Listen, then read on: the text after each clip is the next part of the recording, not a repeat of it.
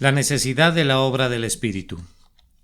Sermón predicado la mañana del domingo 8 de mayo de 1859 por Charles Haddon Spurgeon en el Music Hall, Royal Surrey Gardens, Londres. Y pondré dentro de vosotros mi espíritu. Ezequiel capítulo 36 y versículo 27. Una característica notable de los milagros de Cristo es que ninguno de ellos es innecesario. Los presuntos milagros de Mahoma y los de la Iglesia de Roma, aun si se considerasen milagros, son un muestrario de hechos extravagantes. Supongan que San Dionisio hubiese caminado con su cabeza sostenida en sus manos después de haber sido decapitado. ¿Qué propósito práctico se habría logrado con esa acción? Para efectos de conferir algún bien práctico a la humanidad, muy bien se hubiera podido quedar en su tumba. Los milagros de Cristo, en cambio, nunca fueron innecesarios.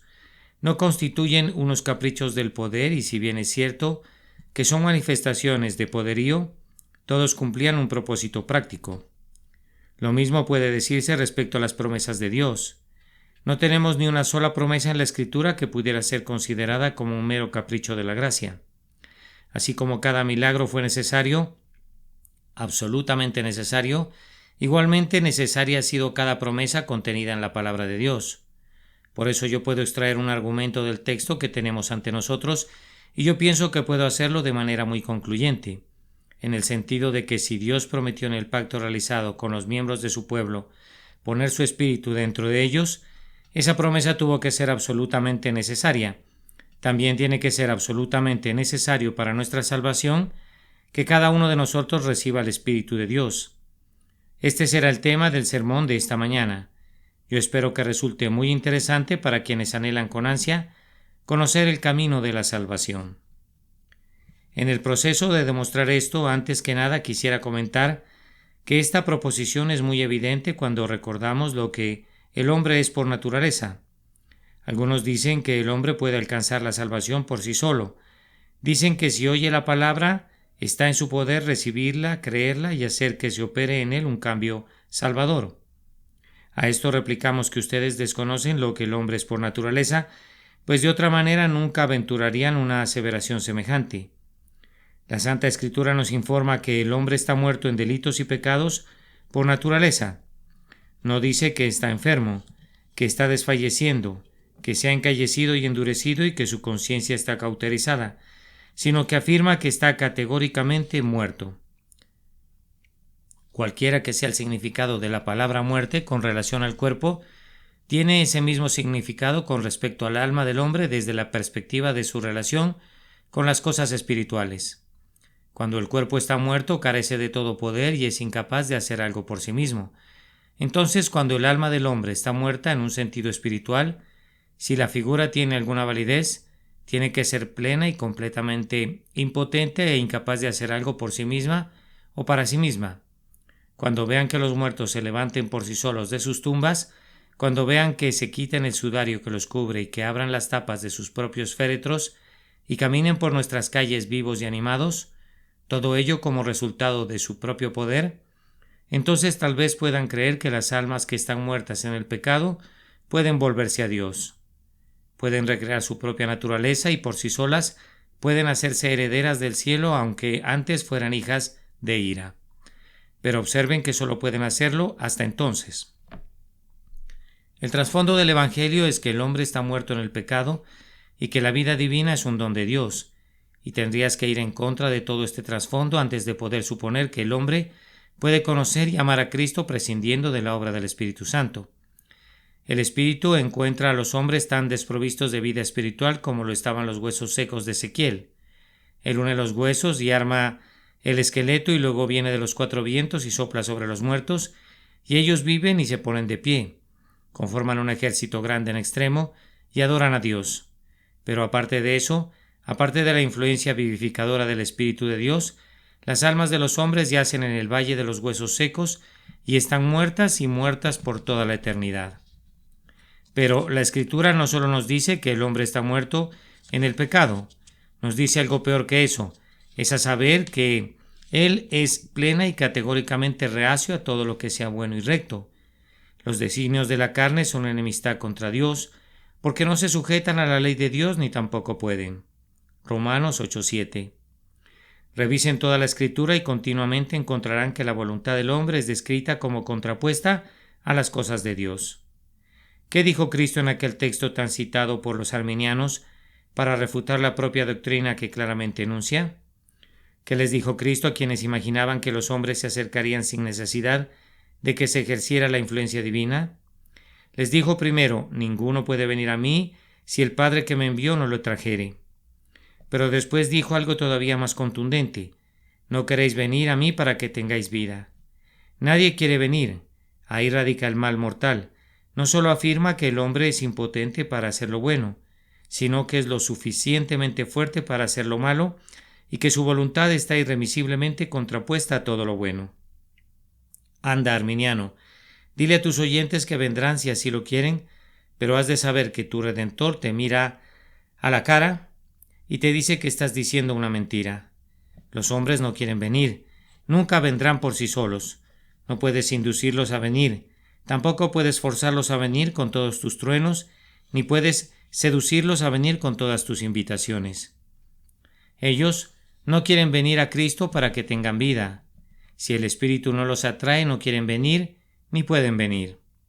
Entonces, partiendo del hecho de que la naturaleza del hombre es hostil al Espíritu Divino, que odia la gracia, que desprecia la manera en que la gracia le es otorgada, porque inclinarse para recibir la salvación gracias a los actos de otro es algo que va en contra de su propia naturaleza altiva, por todo eso es necesario que el Espíritu de Dios obre para cambiar la voluntad, para corregir la inclinación del corazón, para poner al hombre en el sendero correcto y darle las fuerzas necesarias para que corra en él.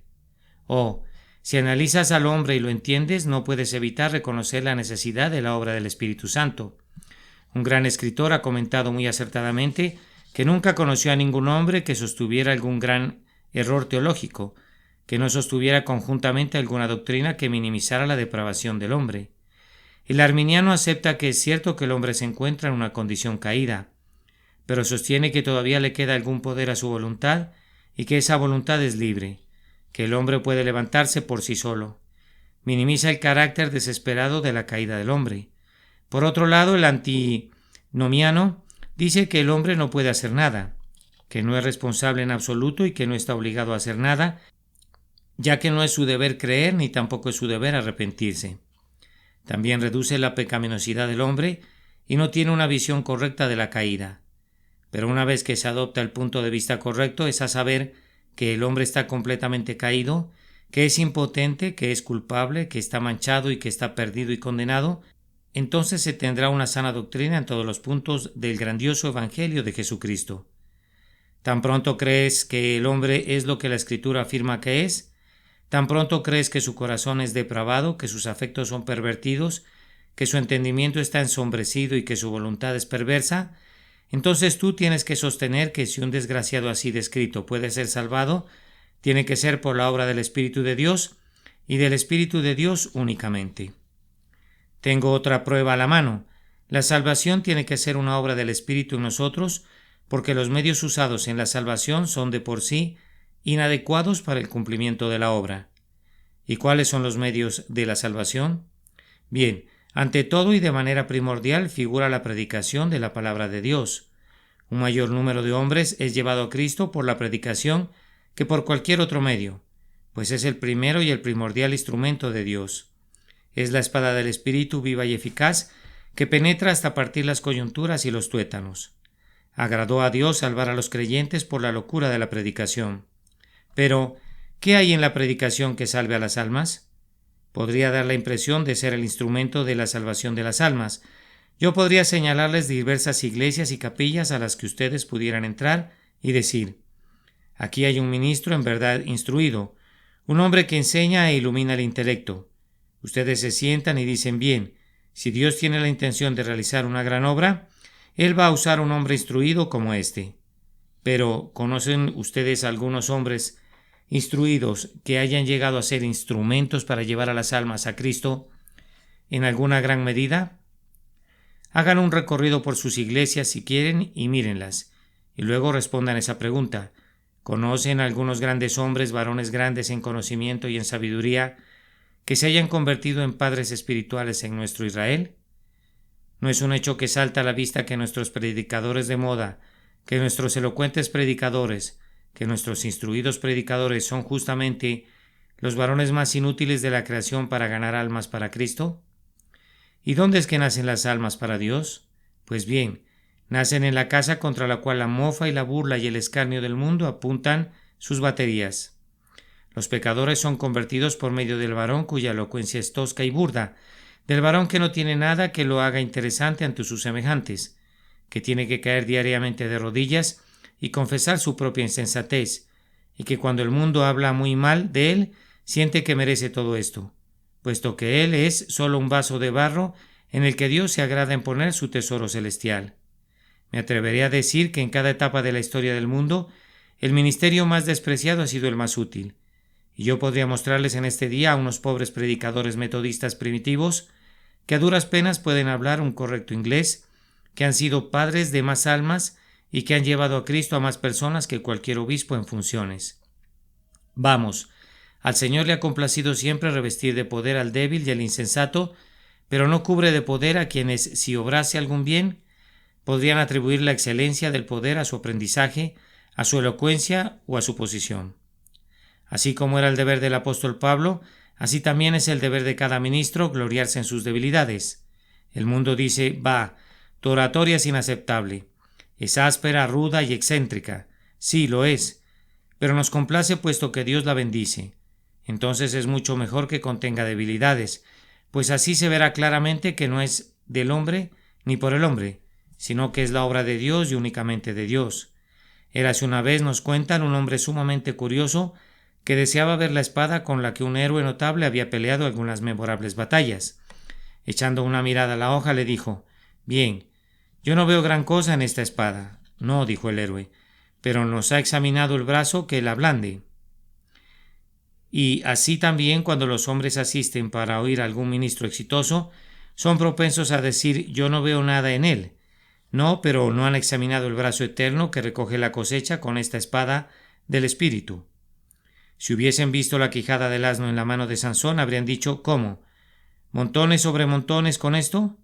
No, desenvaina alguna hoja pulida, saca el acero de Damasco. No, pero Dios quiere recibir toda la gloria y por tanto no es con el acero pulido sino con la quijada de Sansón que se ha de obtener la victoria. Lo mismo sucede con los ministros. Dios ha bendecido a los más débiles para hacer el mayor bien. Bien, entonces ¿no se deduce de esto que tiene que ser la obra del Espíritu? Porque si no hay nada en el instrumento que pueda conducir a hacerla, ¿no es acaso la obra del Espíritu la que hace que se cumpla la obra? Déjenme simplemente mencionar esta lista. Bajo el ministerio de la predicación, las almas muertas son revividas. Los pecadores son conducidos al arrepentimiento. Los más viles pecadores son convertidos en santos y algunos hombres que venían resueltos a no creer se vieron forzados a creer. Ahora bien, ¿quién realiza todo eso? Si dices que se debe al ministerio, entonces yo me despido de tu sano juicio, porque no hay nada en un ministerio exitoso que tienda a hacerlo. Tiene que ser el Espíritu que obra en el hombre a través del ministerio, pues de lo contrario tales obras no serían realizadas nunca. Si no fuera por la agencia del Espíritu, sería tan vano esperar salvar a las almas por medio de la predicación como esperar levantar a los muertos susurrándoles cosas al oído. Ustedes saben que Melanchthon se dedicó a predicar sin el Espíritu del Señor y él creía que podía convertir a toda la gente, pero finalmente descubrió que el viejo Adán era demasiado fuerte para el joven Melanchthon y tuvo que hacer un alto y solicitar la ayuda del Espíritu Santo, pues de la manera que lo hacía nunca vería a un alma convertida. Yo digo que ya que no hay nada en el ministerio de por sí, el hecho de que sea bendecido demuestra que la salvación tiene que ser una obra de un poder superior. Sin embargo, otros instrumentos son también utilizados para bendecir a las almas de los hombres. Por ejemplo, están las dos ordenanzas del bautismo y de la cena del Señor. Ambas ordenanzas son constituidas en ricos instrumentos de la gracia. Pero permítanme preguntarles, ¿acaso hay algo en el bautismo que tenga la posibilidad de bendecir a alguien? ¿Acaso la inmersión en el agua puede tener la más leve tendencia a ser bendecida para el alma? Y luego, con relación a comer el pan y a beber el vino en la cena del Señor, ¿puede cualquier hombre racional concebir de alguna manera que haya algo en el simple trozo de pan que comemos y en el vino que bebemos? Y sin embargo, sin duda la gracia de Dios acompaña eficazmente a ambas ordenanzas para la confirmación de la fe de quienes la reciben y aún para la conversión de quienes asisten a la ceremonia. Tiene que haber algo. Entonces, más allá de la ceremonia externa, de hecho, el Espíritu de Dios tiene que dar testimonio por medio del agua, tiene que dar testimonio por medio del vino y dar testimonio por medio del pan, pues de lo contrario ninguna de estas cosas podría servir de instrumento de la gracia para nuestras almas. No podrían edificarnos ni podrían ayudarnos a tener comunión con Cristo. No podrían tender a generar la convicción en los pecadores ni establecer a los santos. Entonces, con base en estos hechos concluimos que tiene que haber una influencia superior, invisible y misteriosa, la influencia del Divino Espíritu de Dios. En tercer lugar, permítanme recordarles de nuevo que puede verse claramente la absoluta necesidad de la obra del Espíritu Santo en el corazón partiendo de este hecho, que todo lo que ha sido hecho por Dios el Padre y todo lo que ha sido hecho por Dios el Hijo es ineficaz para nosotros a menos que el Espíritu les revele estas cosas a nuestras almas. En primer lugar, nosotros creemos que Dios el Padre elige a su pueblo. Él lo eligió para sí desde antes de todos los mundos. Pero permítame preguntarles, ¿qué efecto puede tener en alguien la doctrina de la elección mientras el Espíritu de Dios no entra en él? ¿Cómo sé que Dios me eligió desde antes de la fundación del mundo? ¿Cómo se pudiera saber eso? ¿Puedo subir al cielo y leerlo en el rollo? ¿Es posible que me abra paso a través de las densas tinieblas que ocultan la eternidad y que abra los 7 sellos del libro y lea que mi nombre se encuentra registrado allí? Ah, no. La elección es una letra muerta tanto en mi conciencia como en el efecto que pudiera producir en mí, mientras el Espíritu de Dios no me llame de las tinieblas a su luz admirable. Y luego, gracias a mi llamado, veo mi elección y sabiéndome llamado por Dios, sé que he sido elegido por Dios desde antes de la fundación del mundo. La doctrina de la elección es algo muy precioso para un hijo de Dios. Pero, ¿qué la hace valiosa? Nada, excepto la influencia del Espíritu. Mientras el Espíritu no abra los ojos para leerla, mientras el Espíritu no divulgue el secreto místico, ningún corazón puede conocer su elección. Ningún ángel reveló jamás a hombre alguno que era elegido de Dios. Quien lo hace es el Espíritu.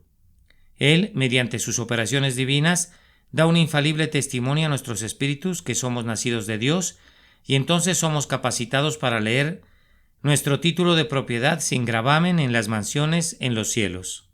Además, miren el pacto de gracia. Sabemos que Dios el Padre hizo un pacto con el Señor Jesucristo desde antes de todos los mundos, y que en ese pacto le fueron dadas y le fueron garantizadas a Él las personas de todo su pueblo. Pero ¿de qué nos serviría el pacto o cuál sería su utilidad para nosotros si el Espíritu Santo no nos entregara las bendiciones del pacto? El pacto es, por decirlo así, un árbol alto cargado de frutos. Si el Espíritu no sacudiera ese árbol e hiciera que el fruto caiga para que llegue hasta el nivel donde nos encontramos, ¿cómo podríamos alcanzarlo? Traigan aquí a cualquier pecador y díganle que existe un pacto de gracia. ¿Y qué se ganaría con ello? Ah, dice, yo no podría ser incluido en él. Mi nombre no puede ser registrado allí, no puedo ser elegido en Cristo, pero basta que el Espíritu de Dios more en su corazón ricamente por medio de la fe y del amor que es en Cristo Jesús, y ese hombre ve el pacto ordenado en todas las cosas y que será cumplido y clama con David, es toda mi salvación y mi deseo. Consideren igualmente la redención en Cristo. Sabemos que Cristo estuvo en la condición, en la posición y en sustitución de todo su pueblo, y que todos aquellos que entrarán en el cielo comparecerán allá por un acto de justicia, así como de gracia, en vista de que Cristo fue castigado en su lugar y en su posición, y que habría sido injusto que Dios lo castigara en vista de que Dios ya había castigado a Cristo en vez de ellos. Creemos que ya que Cristo pagó todas sus deudas, ellos tienen el derecho a su libertad en Cristo, que como Cristo los ha recubierto con su justicia, tienen tanto derecho a la vida eterna como si ellos mismos hubieran sido perfectamente santos. Pero, ¿de qué me sirve eso mientras el Espíritu no tome de las cosas de Cristo y me las muestre? ¿Qué es la sangre de Cristo para cualquiera de ustedes mientras no hubiera recibido el Espíritu de gracia? Ustedes han oído predicar al ministro acerca de la sangre de Cristo 1000 veces, pero han seguido de largo. No significó nada para ustedes que Jesús muriera. Ustedes saben que Él expió por unos pecados que no eran suyos, pero solo lo consideraron como un cuento, y tal vez hasta como un cuento ocioso. Pero cuando el Espíritu de Dios los condujo a la cruz y les abrió los ojos y los habilitó para ver a Cristo crucificado, entonces la sangre tuvo ciertamente un significado. Cuando su mano sumergió el hisopo en la sangre y cuando aplicó esa sangre al espíritu de ustedes, entonces hubo un gozo y una paz en la fe que no conocieron nunca antes. Pero mi querido oyente, que Cristo haya muerto no significa nada para ti a menos que tengas un espíritu viviente en tu interior.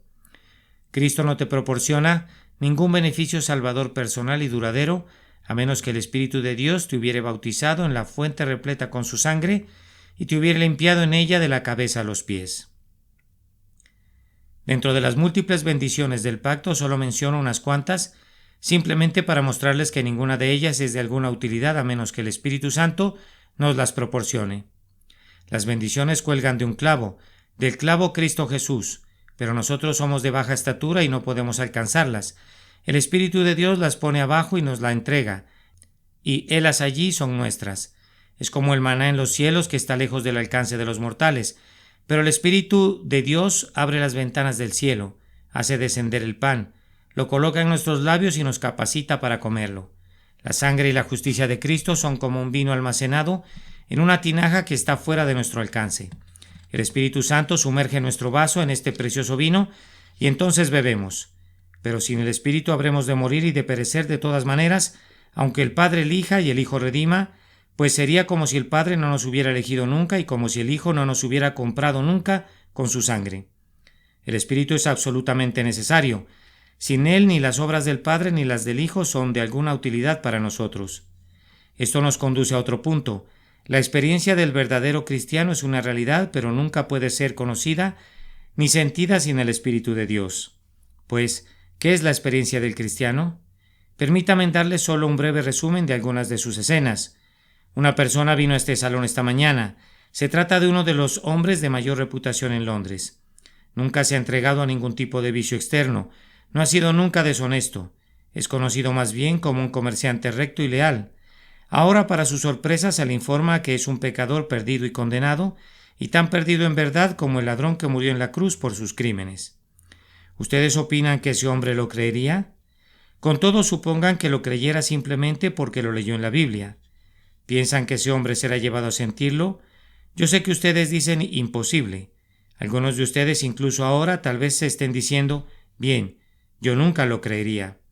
¿Pueden imaginar a ese honorable y recto comerciante musitando, Dios, sé propicio a mí pecador? Estando junto a la ramera y al blasfemo y sintiendo en su propio corazón como si hubiese sido tan culpable como ellos, y usando precisamente la misma oración dice, Señor, sálvame que perezco. Ustedes no pueden concebirlo, ¿no es cierto? Va en contra de la naturaleza que un hombre que ha sido tan bueno como él se rebaje al nivel del peor pecador. Pero eso tendrá que hacerse antes de poder ser salvo. Tiene que sentir eso antes de poder entrar al cielo. Ahora yo pregunto, ¿quién puede reducirlo a una experiencia tan arrasadora como esa sino el Espíritu de Dios? Yo sé muy bien que la naturaleza arrogante no se doblega a hacer eso. Todos nosotros somos aristócratas en nuestra propia justicia. No nos gusta doblarnos hacia el suelo ni ser contados entre los pecadores comunes. Si somos conducidos allá, tiene que ser el Espíritu de Dios el que nos derribe. Vamos, yo sé que si alguien me hubiera dicho que tenía que clamar a Dios pidiéndole misericordia y que tenía que confesar que había sido el más vil de los viles, yo me habría reído en su cara. Yo le habría dicho, ¿cómo? Yo no he hecho nada particularmente malo. Yo no le he hecho daño a nadie. Y sin embargo yo sé que en este preciso día puedo tomar mi lugar en la más baja posición y cuando entre en el cielo me sentiré feliz al sentarme entre los peores pecadores para alabar al poderoso amor que me ha salvado de mis pecados. Ahora, ¿qué produce esta humillación del corazón? La gracia. Va en contra de la naturaleza que un hombre honesto e íntegro a los ojos del mundo se sienta un pecador perdido. Tiene que ser el resultado de la obra del Espíritu Santo, pues de lo contrario nunca se haría. Bien, después que un hombre ha sido traído aquí, ¿puedes concebir que ese hombre sienta por fin un remordimiento de conciencia y que sea conducido a creer que su vida pasada merece la ira de Dios? Su primer pensamiento sería, bueno, ahora voy a vivir mejor de lo que he vivido jamás. Diría, Ahora voy a intentar hacer el papel de un ermitaño y voy a provocarme tormentos por aquí y por allá, y voy a negarme a mí mismo y voy a hacer penitencia, y de esa manera, dándole importancia a las ceremonias externas de la religión, aunando al desarrollo de un elevado carácter moral, sin duda he de borrar cualesquiera suciedades y manchas que hayan existido. Pueden suponer que ese hombre sea conducido finalmente a sentir que, si llega alguna vez al cielo, tendría que llegar allá por medio de la justicia de alguien más, por medio de la justicia de otra persona. Pregunta: yo no quiero ser recompensado por lo que otro individuo haga, no lo quiero. Voy a ir y voy a jugarme el todo por el todo. Voy a llegar allá gracias a lo que yo mismo haga. Dime qué tengo que hacer y lo haré. Me sentiré orgulloso de hacerlo sin importar cuán humillante pudiera ser, para poder ganar por fin el amor y la estimación de Dios. Ahora, ¿puedes concebir que un hombre que piense así se ha conducido a sentir que no puede hacer nada? Aunque se considere un hombre bueno, no puede hacer absolutamente nada que amerite el amor y el favor de Dios. Y si va al cielo, tiene que ir gracias a lo que Cristo hizo. De la misma manera que el borracho tiene que ir allá por medio de los méritos de Cristo, así este hombre moral ha de entrar en la vida sin poseer nada excepto la perfecta justicia de Cristo y por haber sido lavado en la sangre de Jesús. Decimos que esto es tan contrario a la naturaleza humana, que es tan diametralmente opuesto a todos los instintos de nuestra pobre humanidad caída, que nada, sino el Espíritu de Dios, puede llevar a un hombre a desnudarse de toda la justicia propia y de toda la fortaleza de la criatura y a verse forzado a descansar y a apoyarse sencilla y enteramente en Jesucristo el Salvador. Esas dos experiencias bastarían para demostrar la necesidad de que el Espíritu Santo convierta a un hombre en un cristiano, pero permítame describir ahora a un cristiano tal como es después de su conversión. Si llega la aflicción, tormentas de aflicción. Él mira la tempestad a la cara y dice: yo sé que todas las cosas obran para mi bien. Sus hijos fallecen, la compañera de su seno es llevada a la tumba. Él dice: Jehová dio y Jehová quitó, sea el nombre de Jehová bendito. Su hacienda fracasa, su cosecha se malogra, las perspectivas de su negocio son turbias. Todo parece perdido y él se ve reducido a la pobreza. Dice: aunque la higuera no florezca ni en las vides haya frutos, aunque falte el producto del olivo y los labrados no den mantenimiento y las ovejas sean quitadas de la majada y no haya vacas en los corrales, con todo yo me alegraré en Jehová y me gozaré en el Dios de mi salvación. A continuación lo ves acostado en su lecho de enfermedad y sumido allí, y dice: bueno me es haber sido humillado, pues antes que fuera humillado descarriado andaba, mas ahora guardo tu palabra. Por fin lo ves acercándose al oscuro valle de la sombra de muerte y lo oyes exclamar: sí, aunque ande en valle de sombra de muerte, no temeré mal alguno, porque tú estarás conmigo. Tu vara y tu cayado me infundirán aliento. Ahora yo les pregunto, ¿qué es lo que hace que este hombre esté tan tranquilo en medio de todas estas diversas aflicciones y tribulaciones personales, sino el Espíritu de Dios? Oh, ustedes que dudan de la influencia del Espíritu, hagan algo similar sin él. Vayan y mueran como mueren los cristianos y vivan como viven ellos. Y si pueden mostrar la misma resignación tranquila, el mismo gozo apacible y la misma firme creencia en que las cosas adversas obrarán para bien a pesar de todo, entonces pudiéramos estar en libertad de renunciar al punto, pero no hasta entonces. La noble y sublime experiencia de un cristiano en tiempos de tribulación y de sufrimiento demuestra que tiene que existir una obra del Espíritu de Dios. Pero miren también al cristiano en sus momentos de dicha. Él es un hombre rico, Dios le ha dado todo el deseo de su corazón en la tierra. Míralo, dice: yo no valoro estas cosas en absoluto, excepto en la medida que son un don de Dios. Yo permanezco sin apegarme a ellas y a pesar de esta casa y de este hogar y de todos estos consuelos, tengo el deseo de partir y estar con Cristo, lo cual es muchísimo mejor. Es cierto, yo no necesito nada en la tierra, pero todavía siento que morir sería ganancia para mí, aunque tenga que dejar todo esto. No se aferra a la tierra, no la hace con una mano firme, sino que la considera como polvo, como una cosa que ha de pasar. Se solaza muy poco en ella diciendo: no tengo ninguna ciudad permanente aquí, busco una ciudad que no está a la vista. Observa a ese hombre, tiene suficiente espacio para los placeres de este mundo, pero bebe de una cisterna más elevada. Su placer proviene de cosas invisibles. Sus momentos más felices son cuando deja fuera todas esas cosas buenas y viene a Dios como un pobre pecador culpable y a través de Cristo entra en comunión con Él, y se remonta a una intimidad de acceso y confianza y se acerca valerosamente al trono de la gracia celestial. Ahora, ¿qué es lo que motiva a un hombre que dispone de todas esas misericordias a no poner su corazón en las cosas de la tierra? Es algo maravilloso, ciertamente, que un hombre que posee oro y plata y rebaños y manadas no convierta todo eso en su Dios, sino que diga: no hay nada en torno a esta espaciosa tierra que satisfaga mi gran deseo. Mis más nobles pensamientos aspiran a un gozo ilimitado y a una dicha sólida. Estas cosas no constituyen mi tesoro está en el cielo y únicamente en el cielo. ¿Qué motiva esto? No se debe a una mera virtud moral. Ninguna doctrina de los estoicos condujo jamás a una condición semejante.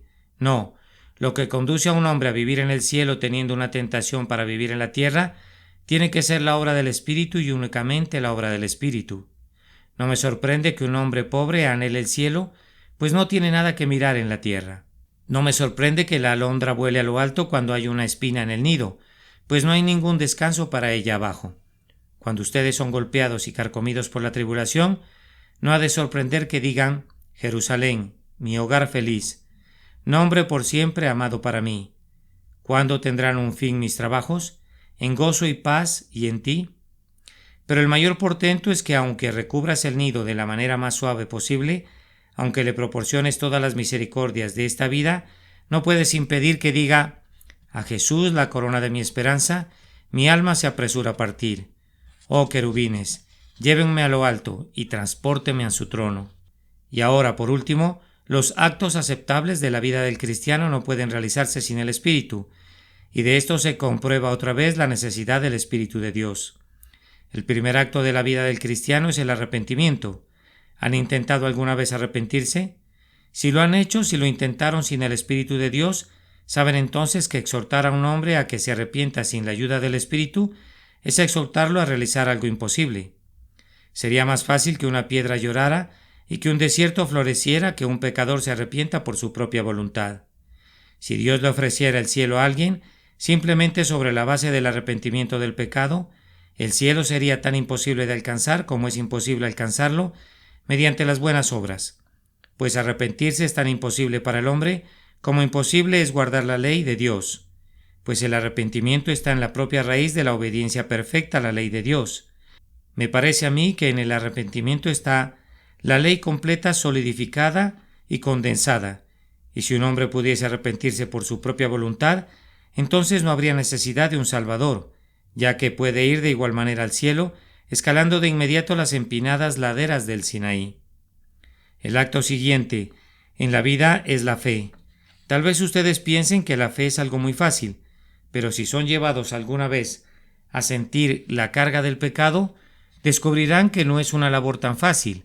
Si son conducidos alguna vez al cieno profundo donde no hay ningún apoyadero, no es tan fácil poner sus pies sobre una roca cuando no se puede ver la roca.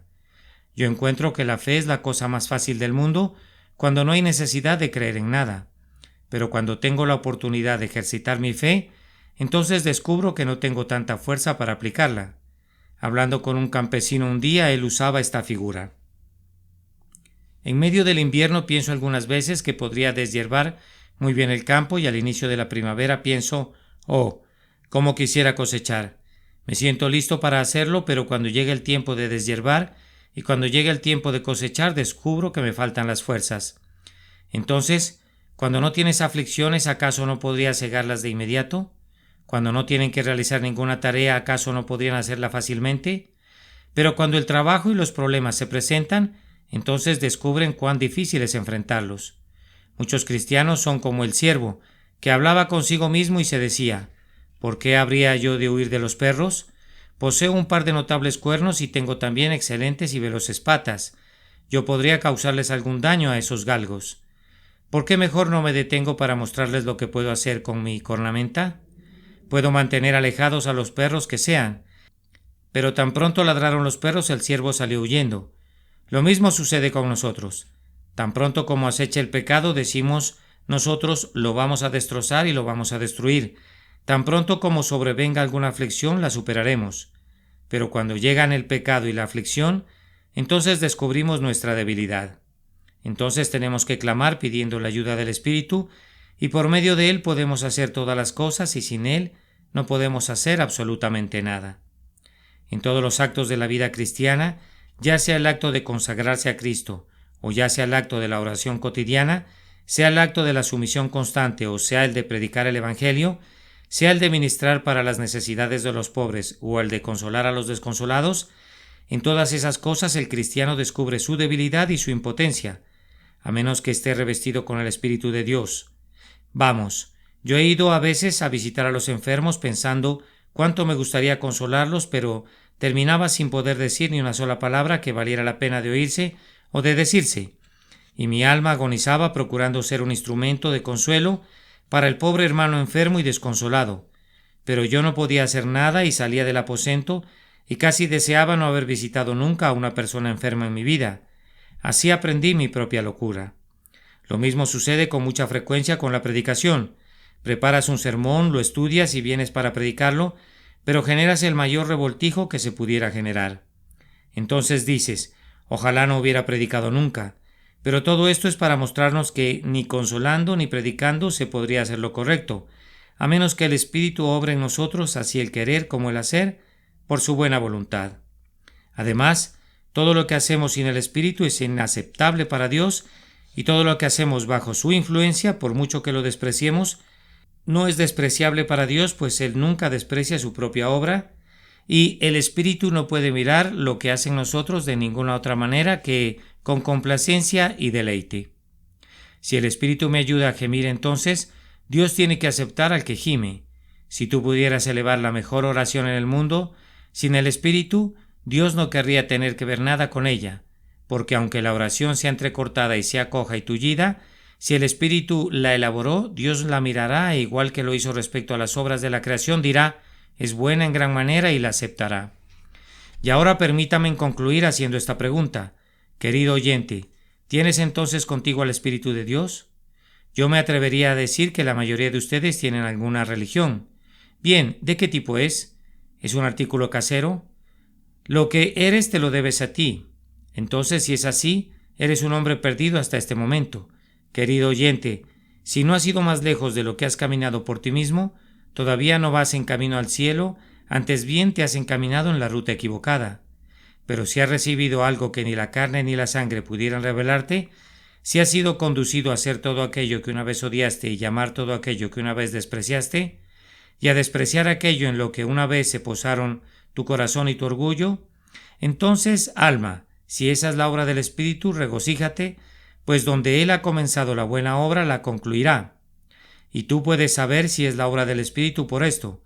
¿Has sido conducido a Cristo y has sido apartado de tu yo? ¿Has sido apartado de todos los sentimientos, de todos los actos, de todas las voluntades, de todas las oraciones que constituían la base de tu confianza y de tu esperanza? ¿Y has sido llevado a confiar desnudamente en la obra consumada de Cristo? Si es así, esto es algo más de lo que la naturaleza humana enseñó jamás a alguien. Esa es una altura a la que nunca ascendió la naturaleza humana. El Espíritu de Dios ha hecho eso, y Él nunca abandonará lo que comenzó una vez. Irás de poder en poder, y tú estarás en medio de la multitud lavada con sangre, por fin completo en Cristo y acepto en el bien amado. Pero si no tienes el Espíritu de Cristo, no eres para nada suyo. Que el Espíritu te conduzca a tu aposento para llorar ahora, para arrepentirte ahora, para mirar a Cristo ahora, y que tengas una vida divina implantada ahora que ni el tiempo ni la eternidad serán capaces de destruir. Que Dios oiga esta oración y haga que nos retiremos con una bendición por Jesús nuestro Señor. Amén. La necesidad de la obra del Espíritu. Sermón predicado la mañana del domingo 8 de mayo de 1859 por Charles Haddon Spurgeon en el Music Hall Royal Surrey Gardens, Londres. Y pondré dentro de vosotros mi espíritu. Ezequiel capítulo 36 y versículo 27.